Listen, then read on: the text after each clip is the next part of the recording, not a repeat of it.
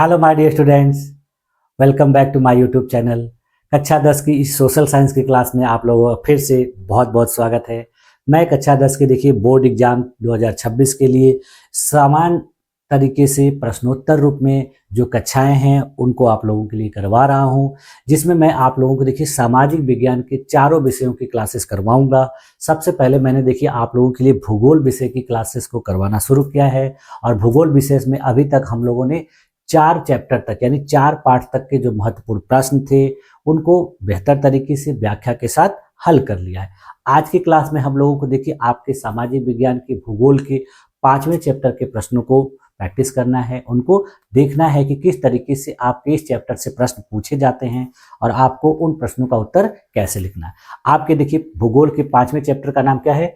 खनिज तथा ऊर्जा संसाधन। यानी इसमें 2 महत्वपूर्ण चीजों के बारे में आपको देखना है कि कौन कौन से खनिज अपने देश में कहाँ कहाँ पाए जाते हैं, इन खनिजों का अपने देश में किस तरीके से किस स्थान पर भंडार है, और उसके बाद फिर लास्ट में हम लोग देखेंगे कि अपने देश में कौन कौन से ऊर्जा खनिज हैं। ऊर्जा खनिज जैसे कोयला, पेट्रोलियम, प्राकृतिक गैस, इसके अलावा कुछ और भी अन्य संसाधन हैं, तो उनका किस तरीके से विस्तार है और उनका किस तरीके से उपयोग किया जाए। तो इन सारी चीज़ों से संबंधित प्रश्न देखिए आपके एग्जाम में हर साल कोई ना कोई प्रश्न जरूर पूछा जाता है इस चैप्टर से। तो आप लोगों के लिए ये चैप्टर जो है काफ़ी इम्पॉर्टेंट है और इसके जितने भी क्वेश्चन होंगे, जो महत्वपूर्ण प्रश्न होंगे, जो आपके एग्जाम में पूछे जा सकते हैं, मैं उन सबको आप लोगों के लिए करवाऊंगा। ठीक है, तो चलिए आज की क्लास को शुरू किया जाए और उसी तरीके से जैसे पिछली क्लासेस में हम लोगों ने महत्वपूर्ण प्रश्नों को देखा, उनका आंसर सॉल्व किया, उसी तरीके से इसको भी किया जाए। तो चलिए शुरू किया जाए। हाँ देखिए, हम लोग क्या अध्ययन कर रहे हैं? NCERT social science class 10। इन क्लासेस को देखिए आप लोग भी देखिए और अपने दोस्तों को भी शेयर करिए, उनको बताइए कि इस तरीके की क्लासेस आपके लिए मैं करवा रहा हूँ। वो लोग भी इस क्लासेस को देखें और अपना जो सोशल साइंस का प्रिपरेशन है उसको और भी बेहतर करें, क्योंकि सोशल साइंस में ही सब लोगों को ज़्यादा प्रॉब्लम दिखती है, क्योंकि इसका सिलेबस बहुत बड़ा होता है, तो समझ में नहीं आता है कि कहाँ से क्या चीज़ें पढ़ी जाए या किस प्रश्न को बेहतर तरीके से तैयार किया जाए। तो आप उनकी मदद करेंगे तो उनका भी जो है सोशल साइंस में अच्छा जो है परीक्षा में नंबर आएगा। ठीक है, तो चलिए देखिए, तो इस देखिए जो है भूगोल के चैप्टर 5 का नाम क्या है? खनिज तथा ऊर्जा संसाधन। तो इसमें देखिए क्या क्या महत्वपूर्ण टॉपिक्स जो हैं आपको देखने हैं, उनसे संबंधित प्रश्न करने हैं। सबसे पहले देखिए क्या है कि खनिज क्या है और इनके कितने प्रकार होते हैं। फिर देखिए खनिजों की उत्पत्ति के कितने प्रकार होते हैं। फिर भारत में खनिजों का जो वितरण क्षेत्र है उस किस प्रकार का है। फिर भारत में जो महत्वपूर्ण खनिज जैसे लोहा, मैग्नीज, बॉक्साइट और अभ्रक जो है कहाँ कहाँ पाए जाते हैं, इनका किस तरीके से कहाँ उपयोग किया जाता है। फिर उसके बाद ऊर्जा संसाधनों के प्रकार कौन से होते हैं, पारंपरिक ऊर्जा संसाधन कौन से होते हैं, अपारंपरिक कौन से होते हैं। फिर उसके बाद देखिए कोयला, पेट्रोलियम और प्राकृतिक गैस से संबंधित प्रश्नों को करना हमको। फिर जल विद्युत ऊर्जा। इसके बाद देखिए अपारंपरिक ऊर्जा स्रोत में जैसे सौर, पवन, जैव, भूतापीय ऊर्जा स्रोत क्या होते हैं, इनका किस तरीके से उपयोग किया जाता है। और लास्ट में देखना है कि खनिज संसाधनों का संरक्षण किस लिए करना जरूरी है और इसको कैसे किया जाए। इतनी सारी चीजें देखिए आपको इस चैप्टर से पढ़नी है और इनसे संबंधित प्रश्नों को सॉल्व करना है। ठीक है, तो देखिए सबसे पहले हम लोग क्या करते हैं, इस चैप्टर के भी जो सबसे महत्वपूर्ण लघु उत्तरीय प्रश्न यानी शॉर्ट आंसर टाइप क्वेश्चन है, पहले उनको देख लिया जाए। तो देखिए इस चैप्टर से सबसे पहला जो आपका शॉर्ट आंसर टाइप क्वेश्चन क्या पूछा जाता है कि खनिज क्या है।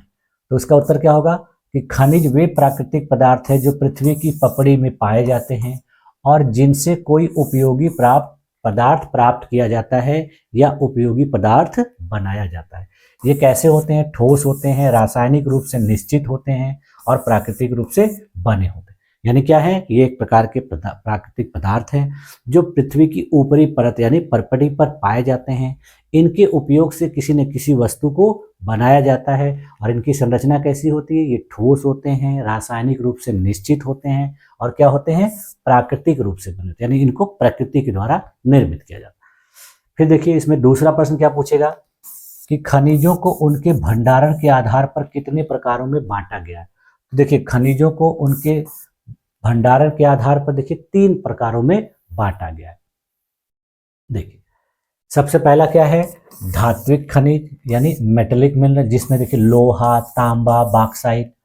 दूसरा है अधात्विक खनिज जैसे अभ्रक, चूना पत्थर, लवण यानी नमक।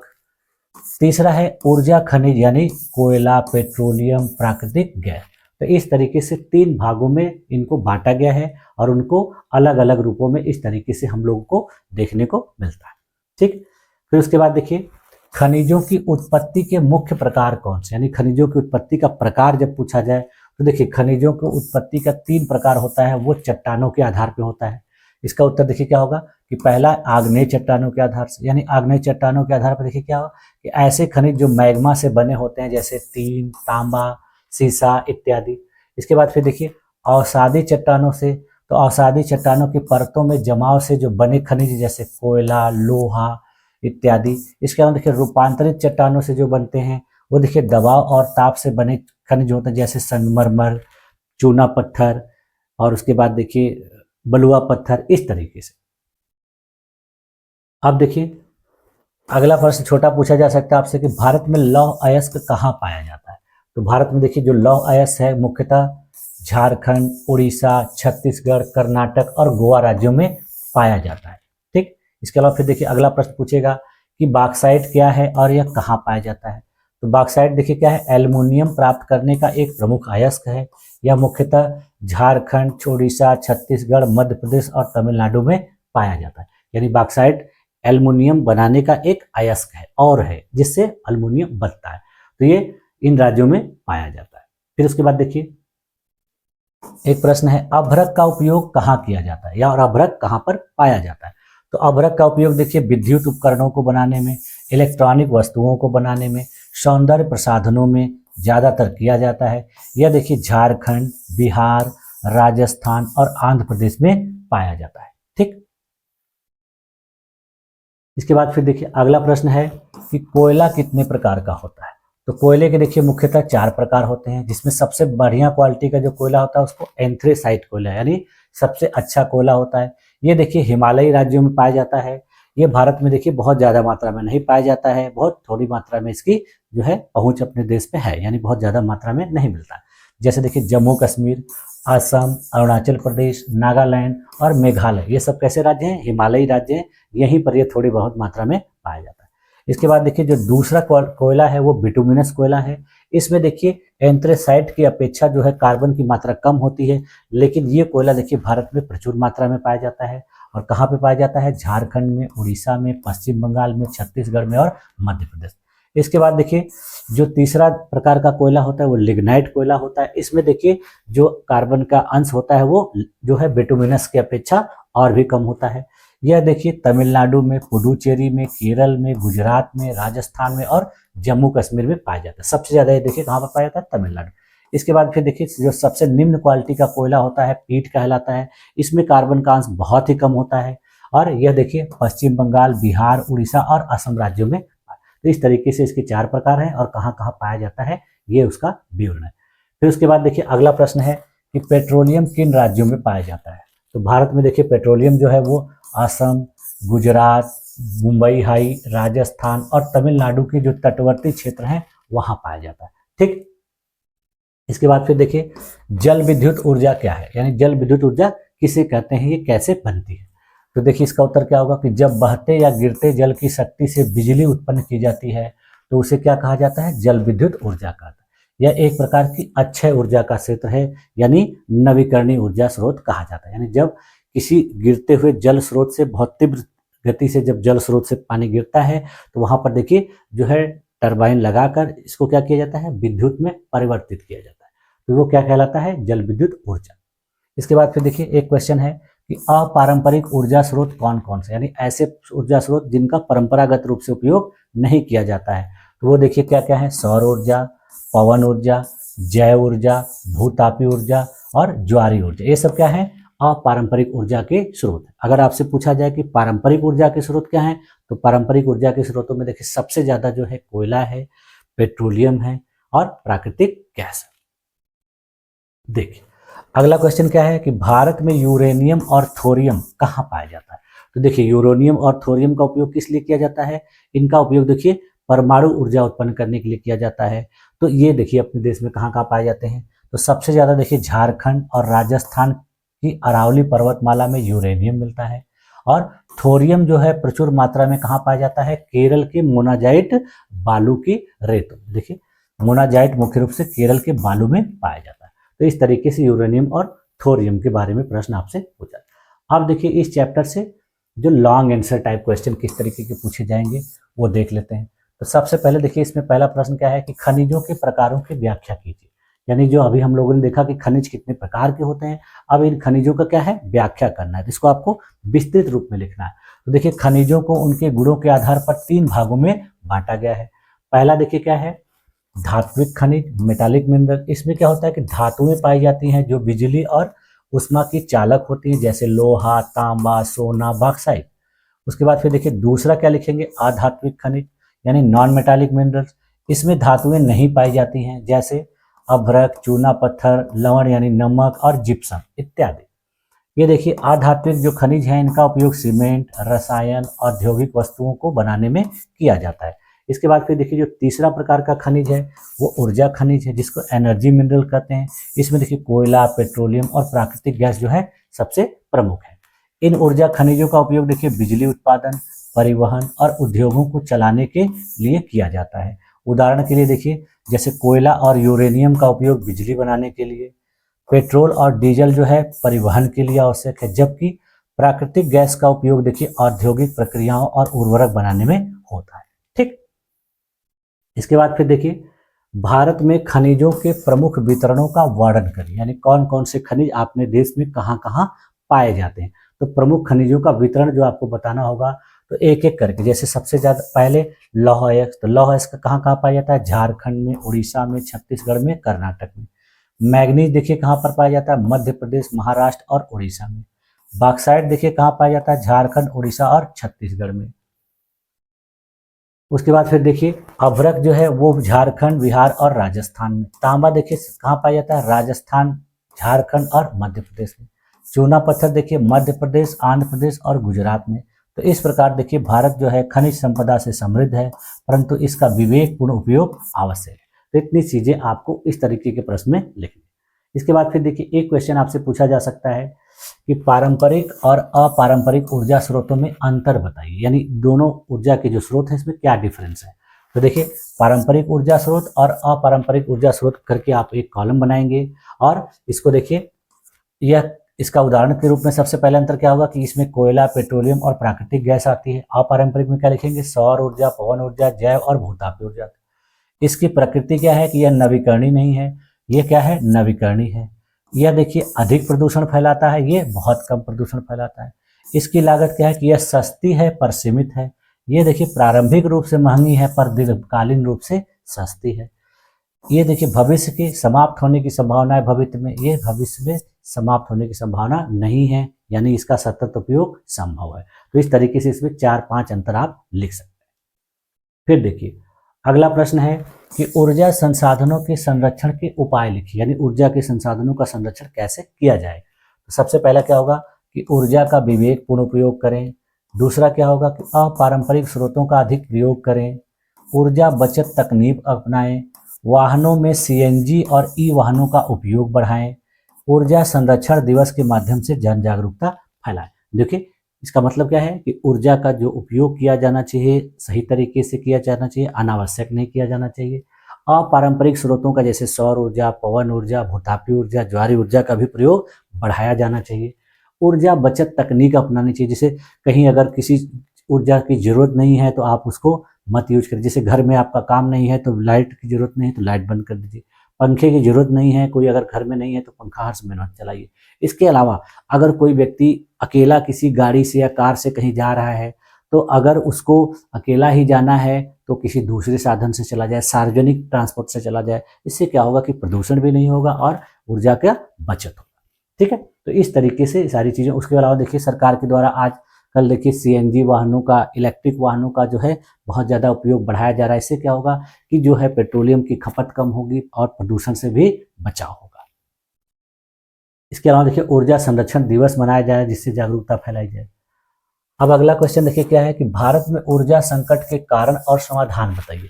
यानी भारत में ऊर्जा संकट किस वजह से है और इसको दूर कैसे किया जाए। तो पहले क्या कारण बताएंगे, कारण में क्या लिखेंगे कि सबसे ज़्यादा क्या है, जनसंख्या वृद्धि, यानी जनसंख्या वृद्धि की होने की वजह से, जनसंख्या ज़्यादा होने की वजह से अपने देश में ऊर्जा के जो साधन हैं, संसाधन हैं, उनकी मांग बहुत ज़्यादा है। दूसरा क्या है, औद्योगिकरण की जा रहा है, बहुत से उद्योग धंधों के स्थापित होने की वजह से भी क्या है, ऊर्जा की मांग बहुत ज़्यादा है। तीसरा क्या है कि पारंपरिक स्रोतों का अत्यधिक उपयोग, यानी अपने देश में जो ऊर्जा के पारंपरिक स्रोत है जैसे कोयला, पेट्रोलियम, प्राकृतिक गैस, इसका ज़्यादा उपयोग किया जा रहा है, अपारंपरिक स्रोतों का उपयोग नहीं किया जा रहा, जिसकी वजह से ऊर्जा की समस्या बनी हुई है। इसके बाद फिर देखिए वितरण की कमी, जब इतनी ज़्यादा यूज है, इतनी ज़्यादा मांग है, तो वितरण उतना बेहतर तरीके से नहीं उपलब्ध है, बहुत ज़्यादा मात्रा में उत्पादन नहीं हो पा रहा है जितनी मांग है, तो इसकी वजह से ऊर्जा संकट उत्पन्न होता है। इसलिए देखते हैं आप कि अपने देश में बहुत से ऐसे क्षेत्र हैं जहाँ पर बहुत ज़्यादा बिजली कटौती होती है, तो ये सब समस्याएं इसी की वजह से। देखिए इसका समाधान क्या होगा, पहला क्या होगा कि अपारंपरिक ऊर्जा स्रोतों में जैसे सौर, पवन और जल विद्युत का विकास किया जाए, ऊर्जा दक्ष उपकरणों का प्रयोग किया जाए, यानी ऐसे ऊर्जा उपकरण उपयोग किए जाएं जो बिजली की कम खपत करें, ऊर्जा का कम खपत करें। बहुत से ऐसे लोग होते हैं देखिए जो पुरानी पुरानी चीज़ों को इस्तेमाल करते हैं, तो क्या होता है कि ऊर्जा का खपत बहुत ज़्यादा होता है। तो नई चीज़ों को, नई टेक्नोलॉजी का उपयोग करने से क्या होगा, ऊर्जा का खपत कम होगा। जैसे देखिए पहले घरों में लोग 100 वाट का बल्ब जलाते थे, तो 100 वाट के बल्ब जलने से बहुत ज़्यादा ऊर्जा का खपत होता था। अब देखिए उसके जगह पे क्या हो गया है, एलईडी आ गया है। तो एलईडी में आप जब 10 एलईडी जलाएंगे 10-10 वाट का, तब जाके वो 100 वाट के बल्ब के बराबर ऊर्जा लेगा, लेकिन इतना किसी के घर में नहीं जलता है, तो क्या होगा, उससे ऊर्जा की बचत। उसी प्रकार के विभिन्न प्रकार के वाहन ऐसे आ गए हैं जिसमें देखिए बहुत ज़्यादा ऊर्जा की बचत होती है। तो इस तरीके से क्या करना होगा कि ऊर्जा दक्ष उपकरणों का प्रयोग करना पड़ेगा। इसके अलावा देखिए ऊर्जा संरक्षण नीति का पालन करना पड़ेगा, यानी ऊर्जा को कैसे संरक्षित किया जाए, उसके लिए कौन कौन सी पॉलिसी बनाई जाए, इसको पालन करेंगे आप, तब जाके ऊर्जा का बचत किया जा सकता है। अगला क्वेश्चन देखिए दिया है, सौर ऊर्जा का महत्व बताइए, यानी सौर ऊर्जा किस लिए महत्वपूर्ण है। तो इसका उत्तर क्या लिखेंगे कि सौर ऊर्जा जो है अक्षय प्रदूषण रहित ऊर्जा का स्रोत है, यानी ये खत्म न होने वाली ऊर्जा है और किसी भी प्रकार का प्रदूषण नहीं फैलाती है। इसका उपयोग देखिए बिजली उत्पादन, हीटर के रूप में, कुकिंग के लिए, भोजन बनाने के लिए, सिंचाई पंप के लिए किया जाता है। भारत के राजस्थान, गुजरात, मध्य प्रदेश, महाराष्ट्र राज्यों में इसका व्यापक प्रयोग किया जा सकता है, यानी यहाँ पर जो है इसकी संभावनाएं बहुत ज़्यादा हैं। अगर बेहतर तरीके से उपयोग किया जाए, इसके लिए तकनीकी जो है विकसित की जाए, तो क्या होगा कि इस प्रकार की ऊर्जा का उपयोग बेहतर तरीके से करने से जो परंपरागत ऊर्जा के स्रोत हैं उस पर निर्भरता धीरे धीरे कम होगी। ठीक, अगला क्वेश्चन देखिए दिया है, प्लेसर निक्षेप से बनने वाले खनिजों के नाम लिखिए, यानी कुछ ऐसे खनिज जो प्लेसर निक्षेप से बनते हैं। तो प्लेसर निक्षेप से देखिए कौन सा बनता है, सोना बनता है, प्लेटिनम बनता है, टिन बनता है, हीरा बनता है और मैग्नेटाइट जैसे भारी खनिज बनते हैं। इनके अतिरिक्त देखिए कैसिटेराइट, रूटाइल, मोनाजाइट और विभिन्न प्रकार के रत्न जो हैं वो भी इसी निक्षेप से प्राप्त होते हैं। ये खनिज देखिए नदियों के द्वारा निक्षेप से, धाराओं या समुद्र तट पर गुरुत्वाकर्षण के कारण जमा हो जाते हैं। ठीक है, तो इसीलिए ये प्लेसर निक्षेप से बनने वाले खनिज। अब देखिए कुछ और भी महत्वपूर्ण प्रश्न है, जैसे देखिए आपसे जो है क्वेश्चन पूछा जा सकता है कि भारत में परमाणु ऊर्जा के संयंत्र कहाँ कहाँ, यानी भारत में कौन कौन से स्थान पे एटॉमिक एनर्जी प्रोड्यूस की जाती है। तो देखिए भारत में परमाणु ऊर्जा के केंद्रों का नाम एक बार आप लोग जान लेंगे, इससे क्या होगा कि कभी ऑब्जेक्टिव क्वेश्चन में या लॉन्ग आंसर टाइप क्वेश्चन में भी 2 नंबर या 4 नंबर का पूछेगा तो आप आराम से लिख सकते हैं। देखिए सबसे पहला जो भारत का परमाणु ऊर्जा संयंत्र है वो तारापुर परमाणु ऊर्जा केंद्र है जो महाराष्ट्र में है। ये भारत का सबसे पहला परमाणु ऊर्जा केंद्र है। इसकी स्थापना कब हुई थी, 1969। उसके बाद फिर देखिए दूसरा है जो रावत भाटा परमाणु ऊर्जा केंद्र, ये कहाँ पर है, राजस्थान में है। ये 1973 में स्थापित किया गया था कनाडा की सहायता से। इसके बाद देखिए जो तीसरा है वो काकरा पार परमाणु ऊर्जा केंद्र है, ये देखिए कहाँ पर है, सूरत में, गुजरात में। ये भारत के द्वारा स्वदेशी तकनीक से निर्मित केंद्र है। इसके बाद फिर देखिए नरौरा परमाणु ऊर्जा केंद्र है जो बुलंदशहर उत्तर प्रदेश में, ये 1989 में स्थापित हुआ था, यमुना नदी के किनारे स्थित है। इसके बाद फिर देखिए अगला है कुडनकुलम परमाणु ऊर्जा केंद्र, ये देखिए तमिलनाडु में है। ये रूस के सहयोग से स्थापित किया गया था और भारत का सबसे बड़ा परमाणु ऊर्जा केंद्र है। इसके बाद फिर देखिए अगला है कलपक्कम परमाणु ऊर्जा केंद्र, यह भी देखिए तमिलनाडु में है और ये 2 इकाइयों वाला केंद्र है जो 1984 में चालू हुआ। उसके बाद फिर देखिए कैगा परमाणु ऊर्जा केंद्र है जो कर्नाटक में स्थित है, इसको 2000 में स्थापित किया गया, यह पश्चिम घाट के निकट स्थित है। इसके बाद फिर देखिए अगला जो है जैतापुर परमाणु ऊर्जा केंद्र, ये देखिए महाराष्ट्र में है, यह अभी निर्माणाधीन है, इसको फ्रांस की EDF कंपनी के सहयोग से बनाया जा रहा है और यह विश्व का सबसे बड़ा परमाणु ऊर्जा संयंत्र बनने की दिशा में है। इसके बाद फिर देखिए अगला है जो गोरखपुर हरियाणा अणु ऊर्जा परियोजना, ये देखिए फतेहाबाद हरियाणा में बन रहा है, ये भी निर्माणाधीन है और यह पूरी तरह से स्वदेशी तकनीक पर आधारित है। तो इस तरीके से देखिए 8-9 जो महत्वपूर्ण परमाणु ऊर्जा केंद्र अपने देश में है। ठीक, इसके बाद फिर देखिए अगला क्वेश्चन आपसे पूछा जा सकता है कि भारत में पेट्रोलियम कहाँ कहाँ पाया जाता है। तो अभी हम लोगों ने देखिए शॉर्ट आंसर टाइप क्वेश्चन में देखा था, अब इसको देखिए लॉन्ग आंसर टाइप में देखेंगे। तो भारत में पेट्रोलियम देखिए मुख्य रूप से पश्चिमी अपतटीय क्षेत्रों जैसे मुंबई हाई, असम, गुजरात, राजस्थान राज्यों में पाया जाता है। ये भंडार देखिए तटवर्ती और अपतटीय दोनों क्षेत्रों में फैले हुए हैं। तो अपतटीय क्षेत्रों में देखिए कौन कौन से हैं, तो अपतटीय क्षेत्रों में मुंबई हाई, यह भारत का सबसे बड़ा तेल क्षेत्र है जो महाराष्ट्र तट से लगभग 160 किलोमीटर दूर अरब सागर में, यानी मुंबई के जो तट है उससे 160 किलोमीटर दूर कहाँ पर है, अरब सागर में। ठीक है, दूसरा देखिए क्या है बसीन और पन्ना मुक्ता क्षेत्र, ये भी देखिए महाराष्ट्र के अपतटीय क्षेत्र में स्थित महत्वपूर्ण तेल और गैस क्षेत्र है। इसके बाद देखो तीसरा जो है कृष्णा गोदावरी बेसिन है, ये आंध्र प्रदेश के तट पर बंगाल की खाड़ी के पास स्थित एक महत्वपूर्ण क्षेत्र है जहां पर तेल और गैस दोनों के भंडार है। उसके बाद फिर देखिए जो तटवर्ती क्षेत्र हैं उसमें देखिए असम सबसे महत्वपूर्ण है, यह भारत का देखिए सबसे पुराना तेल उत्पादक क्षेत्र है। यहाँ के प्रमुख तेल क्षेत्रों में देखिए डिगबोई जो भारत का पहला व्यवसायिक रूप से सफल तेल कुआं यहाँ पर स्थापित किया गया था 1889-90 में, यानी अंग्रेजों के शासनकाल में। उसके बाद फिर देखिए यहाँ पर कब से स्थापित हुआ था ये डिगबोई में 1889-90 में, यानी ये बहुत पुराना है। उसके बाद फिर देखिए नाहरकटिया, ये भी असम में ही है। उसके बाद देखिए मोरन हुगरीजन, ये भी असम में है। उसके बाद फिर दूसरा देखिए तटवर्ती क्षेत्र जो है गुजरात के क्षेत्रों में, जैसे देखिए इसमें अंकलेश्वर है, खंभात की खाड़ी है, कलोल है, मेहसाना है और नवागांव है। उसके बाद देखिए राजस्थान में हाल के वर्षों में देखिए राजस्थान जो है एक प्रमुख उत्पादक के रूप में उभरा है। यहाँ पर देखिए देश के कुल कच्चे तेल के उत्पादन में सबसे बड़ा योगदान मिलता है। यहाँ के प्रमुख क्षेत्रों में देखिए बाड़मेर, मंगला, भाग्यम, ऐश्वर्या और शक्ति तेल क्षेत्र जो है प्रमुख है। ठीक है, तो इस तरीके से अपने देश में जो है पेट्रोलियम के उत्पादक क्षेत्रों का वर्णन किया। इसके अलावा देखिए कुछ और भी राज्य हैं अन्य राज्यों में, जैसे आंध्र प्रदेश के तटवर्ती क्षेत्र, तमिलनाडु का कावेरी बेसिन में नरिमनम और कोविलप्पल, अरुणाचल प्रदेश और नागालैंड की ब्रह्मपुत्र घाटी में भी कुछ तेल भंडार पाए जाते। इसके अलावा देखिए हाल ही में अपने उत्तर प्रदेश के बलिया जिले में, गंगा बेसिन में और अंडमान सागर में भी नए तेल भंडारों की खोज की गई। तो इस तरीके से पेट्रोलियम का विस्तृत वर्णन किया जा सकता है। इसके बाद फिर देखिए अगला क्वेश्चन कि भारत में पवन ऊर्जा उत्पादक राज्य कौन कौन से हैं। तो इसका आपको वर्णन करने के लिए आ जाएगा। इसको कैसे वर्णन करेंगे आप कि भारत में पवन ऊर्जा के प्रमुख उत्पादक राज्य देखिए गुजरात, तमिलनाडु, महाराष्ट्र, कर्नाटक और राजस्थान है। ये राज्य भारत के देखिए कुल स्थापित पवन ऊर्जा का लगभग 80% हिस्सा उत्पादित करते हैं। गुजरात जो है पवन ऊर्जा उत्पादन देखिए इस समय सबसे आगे है। इसके बाद जो दूसरा स्थान है वो तमिलनाडु का आता है।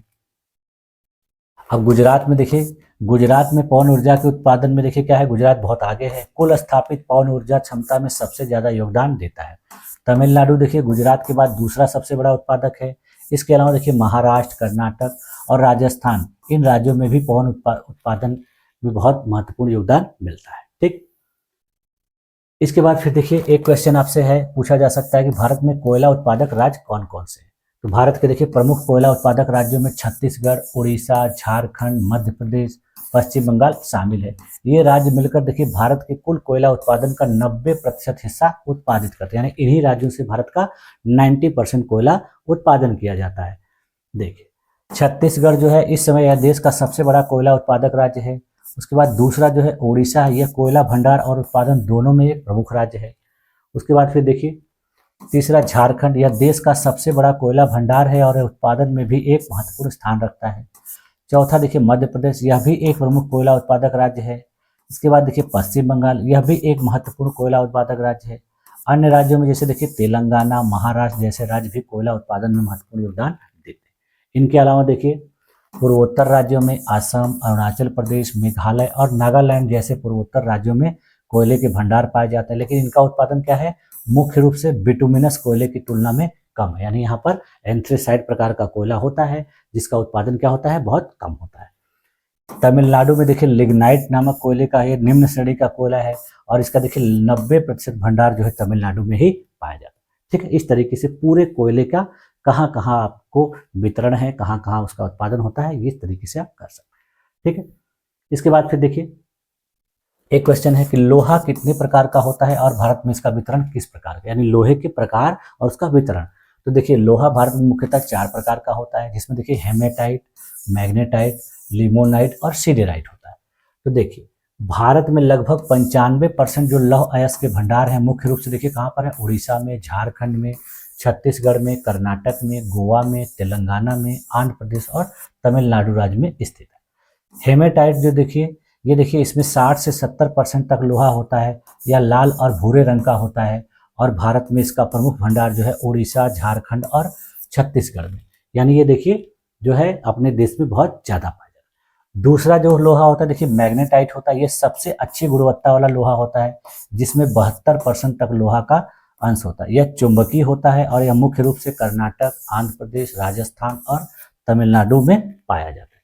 उसके बाद जो तीसरा है वो देखिए लिमोनाइट है। लिमोनाइट में देखिए लोहे की मात्रा जो है कम होती है, 30 से 40% होती है। इसका रंग देखिए हल्का पीला होता है और यह निम्न श्रेणी का होता है। देखिए उड़ीसा, झारखंड, छत्तीसगढ़, कर्नाटक, महाराष्ट्र, तेलंगाना और आंध्र प्रदेश में पाया जाता है। उसके बाद जो देखिए अगला कोयला का श्रेणी है वो सीडेराइट है। इसमें देखिए लोहा 48% तक होता है, लेकिन इसमें अशुद्धियाँ अधिक होती हैं। यह निम्न श्रेणी का अयस्क है और चूने की उपस्थिति के कारण देखिए स्वतः प्रवाहित होता है। रानीगंज कोयला क्षेत्र पश्चिम बंगाल, मिर्जापुर जिला उत्तर प्रदेश, गढ़वाल क्षेत्र उत्तराखंड और कांगड़ा घाटी हिमाचल प्रदेश में इस प्रकार का लोहा पाया जाता है। ठीक है, इसके बाद फिर देखिए आपका अगला प्रश्न है कि भारत में अभ्रक उत्पादक राज्य कौन कौन से हैं और अभ्रक किस प्रकार उपयोगी है। तो अभ्रक कहाँ कहाँ मिलता है और अभ्रक किस प्रकार उपयोगी है। तो देखिए भारत में अभ्रक उत्पादक मुख्य राज्य जो है आंध्र प्रदेश, राजस्थान और झारखंड है। आंध्र प्रदेश देखिए यह भारत में अभ्रक का सबसे बड़ा उत्पादक राज्य इस समय बन गया है। यहाँ देश के कुल उत्पादन का एक बड़ा हिस्सा उत्पादित होता है। नेल्लोर जिलों में देखिए सर्वोत्तम गुणवत्ता वाले अभ्रक यानी क्रूड माइका का उत्पादन होता है। उसके बाद फिर देखिए राजस्थान जो है यह दूसरा सबसे बड़ा उत्पादक है। यहाँ अभ्रक की पेटी जयपुर से उदयपुर के लगभग 320 किलोमीटर तक फैली हुई है। भीलवाड़ा, अजमेर और टोंक जो है प्रमुख उत्पादक जिले हैं। उसके बाद फिर देखिए झारखंड है। झारखंड का जो कोडरमा, गया, हजारीबाग पेटी है वो अब अभ्रक का मुख्य उत्पादक क्षेत्र है। इसे कभी भारत की अभ्रक राजधानी कहा जाता है, यानी पहले ये भारत की अभ्रक राजधानी के रूप में जाना जाता था क्योंकि सबसे ज़्यादा अभ्रक यहीं पर उत्पादित होता था, लेकिन इस समय अभी कहाँ पर हो रहा है, आंध्र प्रदेश में। इसके अलावा देखिए बिहार जो है यह भी झारखंड के साथ साथ लगती पेटी में एक महत्वपूर्ण क्षेत्र है, जिसमें देखिए गया, नवादा और भागलपुर जिले में भी अभ्रक प्राप्त होता है। ठीक है, अब देखिए अभ्रक की उपयोगिता, अभ्रक किस रूप में उपयोग किया जाता है। तो अभ्रक देखिए अपने अद्वितीय गुणों जैसे उच्च ताप प्रतिरोध, उत्कृष्ट विद्युत रोधक क्षमता, कम बिजली की हानिकारक और लचीलापन के कारण यह विद्युत उद्योगों में उपयोगी होता है। आप लोग इसको देखेंगे कि जो बड़े बड़े खंभे होते हैं तो आप लोग देखते हैं कि तार और खंभे के बीच में जो गोल गोल ब्राउन कलर के लगाए रहते हैं इस तरह से रिंग रूप में, ये सब क्या होते हैं, ये अभ्रक के ही बने होते हैं। ठीक है, तो इनका उपयोग ज़्यादातर विद्युत उपयोग। इसके अलावा देखिए आप बड़े बड़े जो ट्रांसफार्मर के पास फ्यूज वगैरह देखते हैं तो उनमें भी ये इस्तेमाल होता है। ठीक, देखिए कहाँ कहाँ होता है, विद्युत और इलेक्ट्रॉनिक उद्योग में देखिए सबसे महत्वपूर्ण उपयोग है। अभ्रक का उपयोग देखिए कैपेसिटर बनाने में, सर्किट बोर्ड बनाने में, हीटिंग उपकरण बनाने में, विद्युत इंसुलेशन शीट बनाने में किया जाता है, क्योंकि यह बिजली के प्रवाह को रोक सकता है और उच्च वोल्टेज का सामना कर सकता है। यानी उच्च वोल्टेज को रोकने के लिए, प्रवाह को रोकने के लिए इसका उपयोग किया जाता है, यानी इससे किसी भी प्रकार का झटका नहीं लगता है, करंट नहीं लगता है। दूसरा इसका उपयोग होता है सौंदर्य प्रसाधन में, विभिन्न प्रकार की कॉस्मेटिक को बनाने में। जैसे देखिए अभ्रक पाउडर का उपयोग मेकअप उत्पाद, आई शैडो, हाइलाइटर और लिपस्टिक में चमक या फ्रॉस्ट प्रभाव को जोड़ने के लिए किया जाता है। ठीक है, यानी आँख पर जो शैडो वाला लगाती हैं महिलाएं, उसके बाद जो हाइलाइटर होता है, उसके अलावा जो लिपस्टिक होती है उसमें चमक बढ़ाने के लिए इसका उपयोग किया जाता है। इसके अलावा देखिए निर्माण उद्योग में अभ्रक को पेंट के लिए, प्लास्टर और ज्वाइंट कंपाउंड में एक फिलर और एक्सटेंडर के रूप में मिलाया जाता है ताकि उनकी मजबूती, स्थायित्व और दरार प्रतिरोध में सुधार। इसके अलावा देखिए इसका उपयोग ऑटोमोबाइल में भी होता है। इसका उपयोग देखिए ब्रेक पैड बनाने में, यानी ब्रेक का जो पैड होता है, क्लच के बनाने में, गैस्केट के बनाने में, इंसुलेशन के भागों में किया है, क्योंकि यह गर्मी का सामना कर सकता है। यानी जहाँ पर गर्मी से बचाव के लिए अगर कोई चीज़ इस्तेमाल की जाएगी किसी भी मशीनरी में, किसी इलेक्ट्रॉनिक सामान में, तो ज़्यादातर क्या होता है, अभ्रक होता है। अब देखिए इस चैप्टर का कुछ महत्वपूर्ण समरी है। तो समरी में क्या है कि खनिज जो है प्रकृति की अमूल्य देन है। भारत में खनिजों का वितरण जो है एक समान नहीं यानी असमान है। पारंपरिक ऊर्जा जो है भारत में सीमित है, इसलिए क्या किया जा रहा है कि अपरंपरा जो ग्रत ऊर्जा है या उस अपारंपरिक ऊर्जा को क्या किया जा रहा है, बढ़ावा दिया जा रहा है। उसके उपयोग को सरकार प्रमोट कर रही है। आजकल देख रहे होंगे आप लोग कि सौर ऊर्जा को लगवाने के लिए विभिन्न प्रकार के सरकार के द्वारा सब्सिडियां दी जा रही हैं, कि लोगों को बढ़ावा दिया जा रहा है, प्रचार किया जा रहा है कि लोग इनका उपयोग ज़्यादा से ज़्यादा करें। इसके अलावा देखिए संसाधनों का संरक्षण जो है सतत विकास के लिए बहुत ही आवश्यक है। इसके अलावा देखिए एक टर्म और छोटा सा पूछा जाता है जो पीछे ऊपर प्रश्न में मैंने नहीं शामिल किया था, वो देखिए क्या है, चूहा छेद खनन, जिसको रैट होल माइनिंग कहा जाता है। ये कभी कभी देखिए आपके शॉर्ट आंसर टाइप क्वेश्चन में पूछ लिया जा सकता है। तो रैट होल माइनिंग क्या होती है कि देखिए ये पूर्वोत्तर भारत में कोयला निकालने के लिए की जाने वाली खुदाई की एक प्रक्रिया है, जहाँ पर निष्कर्षण जो है श्रमिकों के द्वारा मैनुअल रूप से एक सकरा गड्ढा खुदा, यानी यहाँ पर मशीन से खुदाई न करके लोगों के द्वारा ही खुद की जाती है। लेकिन कैसे की जाती है, जैसे चूहे अपनी बिल को बनाते हैं छोटा सा और बहुत सकरा, उसी तरीके से वहाँ के लोगों के द्वारा कोयला निकाला। ठीक है, तो इस तरीके से इतनी सारी चीज़ें जो है आपको इस चैप्टर में तैयार करनी है, उसको बार बार पढ़नी है, इसको रटना नहीं है। देखिए रट नहीं पाएंगे आप, क्योंकि रटने से आपके पास बहुत प्रश्न है, तो आप कितने प्रश्नों को रटेंगे।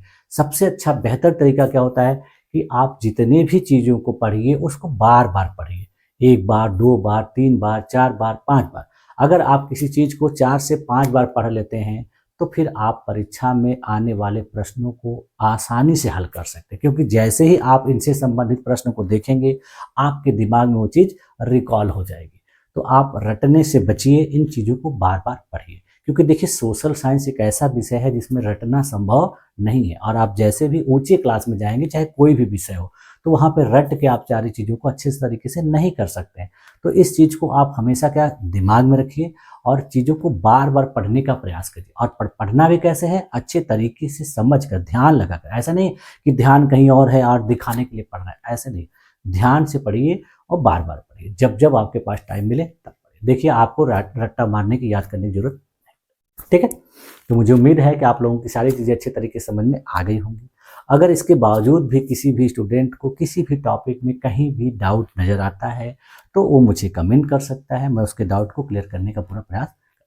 ठीक है, तो आप लोगों ने मेरी इस क्लास में अपने आप को इतनी देर तक इतनी धैर्यपूर्वक बनाए रखा, इसके लिए आप लोग का बहुत बहुत धन्यवाद। मिलते हैं नेक्स्ट क्लास में अगले चैप्टर के साथ, तब तक के लिए थैंक यू।